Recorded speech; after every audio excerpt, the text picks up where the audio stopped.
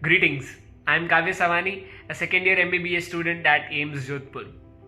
सारे एस्पिरेंट्स की जर्नी में कोई एक सब्जेक्ट ऐसा होता है जिसे सब वीक सब्जेक्ट मानते हैं।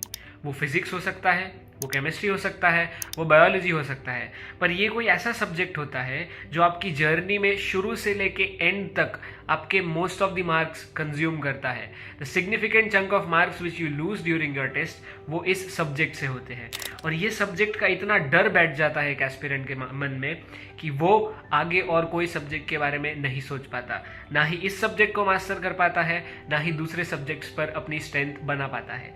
तो ऐसी तो कोई तरकीब होगी जिससे ये वीक सब्जेक्ट को अपने स्ट्रॉन्ग सब्जेक्ट में कन्वर्ट करा जा सके, जिससे कि हम वीक सब्जेक्ट में अपना एक भी मार्क ना खोए, क्योंकि हमारा टारगेट है परफेक्शन का। अगर आप 720 मार्क में से 720 का एम लेके जाते हैं, तब जाके आप नीट में जब बैठेंगे तो आपके दिमाग में वो कॉन्फिडेंस होगा जो आपसे हर question perfectly without any error solve करवाएगा। अगर आप इस परफेक्शन का एम लेके चलते हैं तो you can not afford to have a weak subject.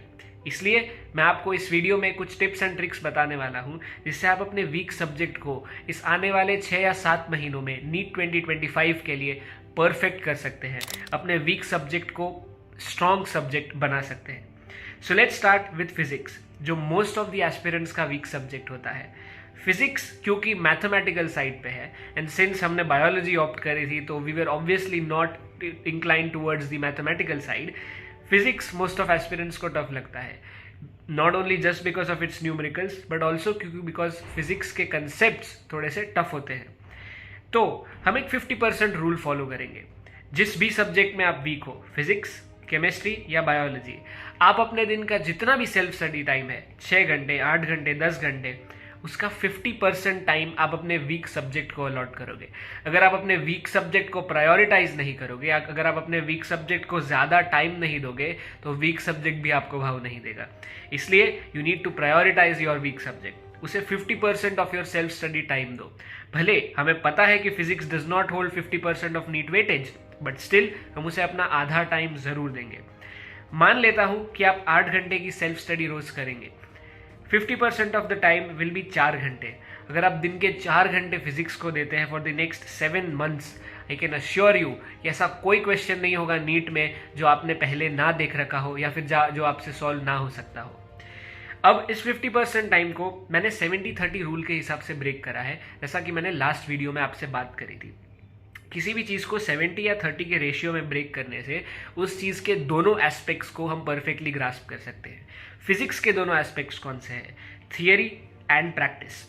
किसी भी सब्जेक्ट की दोनों चीज़ों पे आपको परफेक्ट मास्टरी होनी चाहिए। आई एग्री कि फिजिक्स में प्रैक्टिस की वैल्यू ज़्यादा होती है, लेकिन वो प्रैक्टिस का कोई मतलब नहीं अगर आपको कंसेप्ट ही समझ ना आ रहे हो। There is no point of rote learning how to solve physics questions. इसलिए आपको कंसेप्ट समझना ज़रूरी है।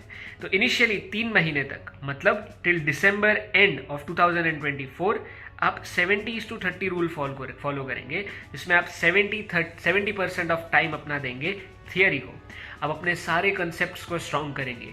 एक भी ऐसा कंसेप्ट नहीं रहना चाहिए जिसमें आपको समझने में कोई इशू आ रहा है। We are not focusing on questions in this time. आपसे क्वेश्चन सॉल्व हो ना हो वो बात की बात है, पर आपको हर एक चीज़ जो लेक्चर में बोली गई वो समझ आनी चाहिए। हर एक चीज़ जो एनसीईआरटी किताब में लिखी हुई है वो आपको समझ आनी चाहिए कंसेप्चुअली। ये 70% ऑफ द टाइम आप 3 महीने के लिए इसे डिवोट करेंगे। फिर हम ये टाइम को स्विच कर लेंगे।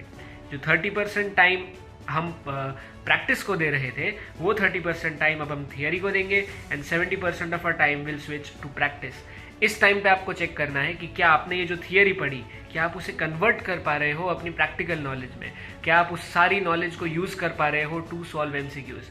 एंड 4 महीने की प्रैक्टिस लगातार, अगर आप 4 घंटे में से 70% ऑफ टाइम अपना इधर दे और 4 महीने तक कंटिन्यूस फिजिक्स की प्रैक्टिस करें, there will be no question जो आप सॉल्व ना कर सके, ना केवल नीट में, but if you master your physics in such a way with such a strategy, I assure you कि आप जेई के क्वेश्चन भी आराम से कर पाएंगे। Now moving on to chemistry. Personally मेरा वीकेस्ट सब्जेक्ट केमिस्ट्री था, because I never understood chemistry, be it organic, inorganic और फिजिकल। मुझे केमिस्ट्री समझ ही नहीं आई, but by using this simple method मैंने एटलीस्ट नीट में अपने मार्क्स केमिस्ट्री में लूज नहीं करे। अगेन हम अपना 50% of the days self study time chemistry को ही देंगे। अब हो सकता है आपका ऑर्गेनिक वीक हो, इनऑर्गेनिक वीक हो या फिर फिजिकल वीक हो या फिर इन तीनों में से कोई दो या फिर सारे वीक हो। तो हम इन तीनों में सेग्रीगेशन कैसे करेंगे? आप जो 50% टाइम अपना केमिस्ट्री को देंगे, आप हर दिन इन तीनों में से कोई एक सब्जेक्ट उठाएंगे। और अगर आप ऑर्गेनिक लेते हैं तो you will divide it into 50-50। 50% time अपना प्रैक्टिस एंड 50% अपना टाइम टू अंडरस्टैंडिंग कंसेप्ट्स। क्यों? क्योंकि ऑर्गेनिक में दोनों का इक्वल इंपॉर्टेंस है। It is equal enough to understand every mechanism जो हर रिएक्शन में हो रही है। It is equal enough to understand कि वो चीज़ आप सॉल्व कैसे करेंगे जब वो क्वेश्चन आपके सामने दिया जाए। फॉर ऑर्गेनिक अगर आपको अच्छी प्रैक्टिस करनी है, जैसा कि मैंने अपने प्रीवियस वीडियोज़ में भी कहा है, आप PW की प्रश्नकाल सीरीज़ को रेफर कर सकते हैं। इन प्रश्नकाल सीरीज पंकज सर ने कुछ क्वेश्चंस करवाए हैं जिनका नाम है PSS questions, Pankaj sir special questions. आपको ऐसे ही क्वेश्चंस प्रैक्टिस करने हैं जो एक क्वेश्चन आपको 15 या 16 रिएक्शंस की प्रैक्टिस करवा दे। वैसे मास्टर क्वेश्चंस उन्होंने उस लेक्चर में दिए हैं। अगर आप कोई ऐसे क्वेश्चन सॉल्व करें जिसमें एक क्वेश्चन में 15 या 16 रिएक्शन की मैकेनिज्म के साथ आपको वो कंसेप्ट समझ आए, तो आप वो चीज़ कभी नहीं भूलोगे। So do not act hard, work smart. आप ऐसे क्वेश्चन सॉल्व कीजिए जो ज़्यादा टाइम तक आपकी मेमोरी में रहे, और PSS questions are the best example for that. अगर मैं इनऑर्गेनिक की बात करूं तो हम अपना 70% टाइम देंगे टू अंडरस्टैंड थियरी। सिंस हमें पता है कि इनऑर्गेनिक इज क्वाइट फैक्चुअल, तो ये 70% टाइम आप अपना NCERT पढ़ने को ही देंगे। By theory I mean reading only an NCERT, because inorganic में NCERT के बाहर का कुछ भी कभी भी नहीं पूछा गया है। इनफैक्ट JEE के एग्जाम्स में भी NCERT is now used as the prominent source for asking inorganic questions. अब अगर ये 70% ऑफ टाइम देते हैं तो मुझे पर्सनली ये इशू था कि ये 70% of the time was not sufficient, क्योंकि मैं चीज़ों को याद नहीं रख पा रहा था। इसके लिए आपको दो चीज़ें करनी है। पहली चीज़ करनी है शॉर्ट नोट्स। ये चीज़ आप करते होंगे शायद, लेकिन आपको अभी इसका तरीका चेंज करना है। आपने अभी तक जितने हाईलाइट्स एंड अंडरलाइंस करे हैं NCERT में, उन सब को आपको एक रफ कॉपी में लिखना है। वो सारी चीज़ों की थियोरेटिकल शॉर्ट नोट्स बनानी है। अब जब एक बार अपनी थियोरेटिकल शॉर्ट नोट्स बना लेंगे, then you will have to switch over to sticky notes. आपको क्या करना है, ये शॉर्ट नोट्स आपकी थियोरेटिकल थी, उनमें से जितने भी ऑर्डर्स या फिर जितनी भी चीज़ें जो फैक्चुअल है और आपको याद रखनी है, वो सारी चीज़ों को आप एक स्टिकी नोट पे लगाएंगे और वो अपने स्टडी डेस्क के सामने लगा देंगे, ताकि आप उसे रोज़ देख पाए। कोई भी चीज़ अगर आप 2 टाइम से ज़्यादा लिखते हैं तो वो वैसे ही आपके दिमाग में फिट हो जाती है। सिंस आपने 2 बार इस चीज़ को लिख लिया तो ऑलरेडी ये आपकी मेमोरी में अच्छे से जा चुकी होगी। अभी भी अगर आप रोज़ सुबह उठ के स्टिकी नोट्स को रिवाइज करेंगे, that will be the best for your memory.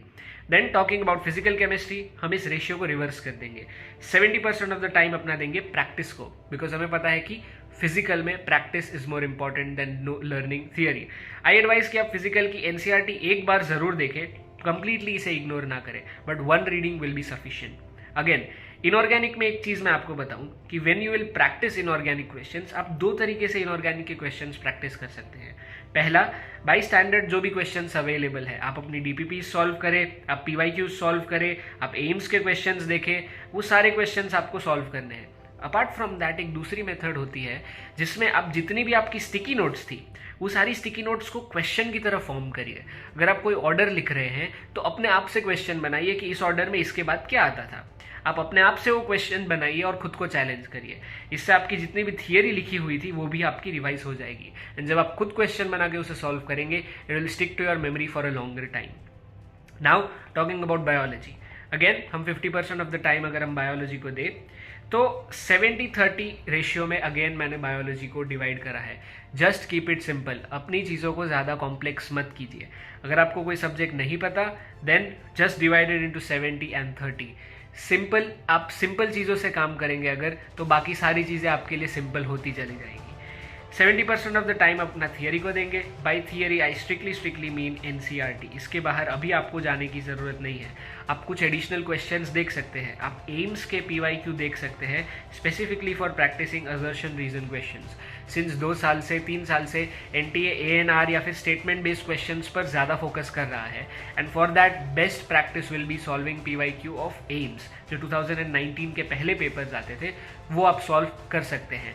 And also apart from that जो दूसरे बायोलॉजी के क्वेश्चंस आते थे, आउट ऑफ सिलेबस क्वेश्चंस को आप छोड़ सकते हैं, लेकिन the questions which were asked from NCERT back then were really good and they are really good for practice. दूसरी चीज़ आपको जो प्रैक्टिस के वक्त ध्यान रखनी है बायोलॉजी में, दैट इज टाइम।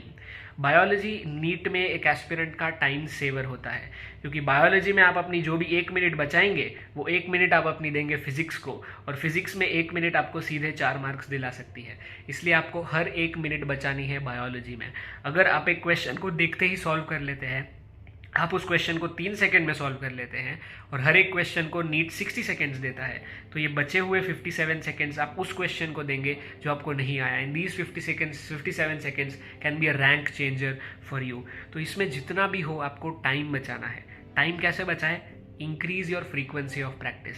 बायोलॉजी में 1 या फिर 2 MCQs किसी टॉपिक के करने से काम नहीं चलेगा।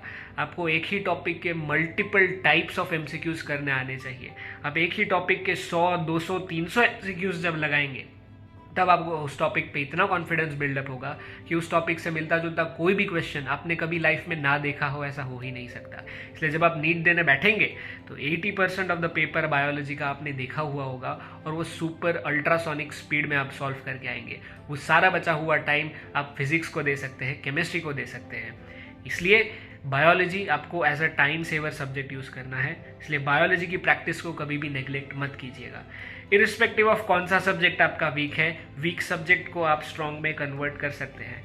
बस ये सिंपल स्ट्रैटेजीज को फॉलो कीजिएगा। All the very best.